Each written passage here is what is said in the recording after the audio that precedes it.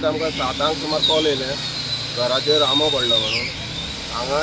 immediately turn out केलो आमी हांगा येवन पळयत जाल्यार घराचेर आंबो पडलो आनी तेंचे सर्वीस वायर आसता पळय तेजेरूय आसलो तो लँड जाल्लो इमिजिएटली आमी काम सुरू केलें नळे तेंचे तो एक 20 नळे तेंचे फुटले कामे मोडल्यात आनी एक अर्दे वर मागीरूच लागले आमकां क्लियर करपाक घराक डॅमेज जालो हय डॅमेज जालो फाटली एक भिंत मोडला तेंची वाशे काम्यो आनी नळे फुटला एक बीन मोडले हय कोणाक इंजरी ना 2 व्हीलर आसली ती काढली आमी पळय इंजरी कोणाक इंजरी काय ना सकाळी बरोबर 7:45 सुमार वारे येयले वाऱ्याचेर घराचेर हे पडले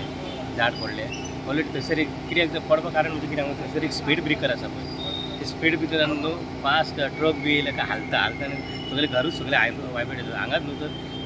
सर भोंवतणी हे सायडीक 5 घरां आसा ती सायडीक 5 घरांनी घराचेर सगळी चिरावळ येयलेली आसा ऑलरेडी आमी कंप्लेन केल्ली सांगलेली आमी तरी पूण जे कांय एक्शन जावंक ना